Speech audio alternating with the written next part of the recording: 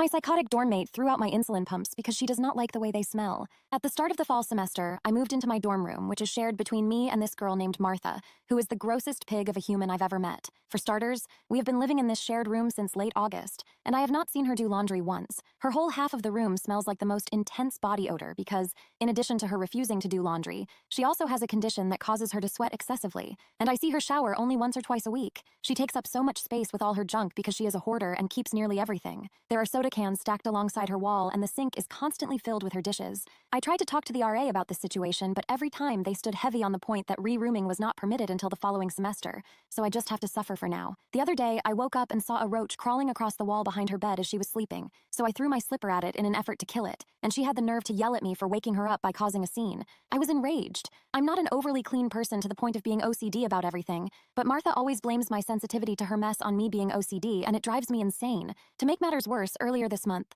Martha adopted a cat and snuck it into our dorm room and has been forcing me to keep it a secret because she does not want to get kicked out of the school. When she brought the cat in, she never got it a litter box, so it had been using her clothing piles as its bathroom. It's absolutely revolting. I would snitch on Martha to the school for bringing a cat into the dorm in an effort to get her in trouble, but I also like the poor thing and don't want it to get kicked back out onto the street or put back into the foster shelter. I ended up buying the cat a litter box with my own money so that the cat could stop doing business all over the room, and Martha got mad at me for that and tried to claim that I was stealing her cat from her. Needless to say, this girl is crazy. Now for some context on what I'm about to tell you. I am a type 1 diabetic and have been my whole life, so I know how to go about things and take care of myself. I keep my insulin in the fridge because that is the way I've been storing it my whole life, and Martha has been made aware of this. Since the start of the semester, she's complained about my insulin taking up too much space in the fridge and freaking her out. She literally said, "I hate feeling like I'm in a hospital room every time I open the fridge." Like, girl. I wanted to tell her how much I hate feeling like I'm at a trap house every time I open the door to our dorm, but held back because there was no point in arguing with her. Earlier today, when I came home, I checked the fridge because I needed to replace my insulin pump and my shelf on the fridge was empty.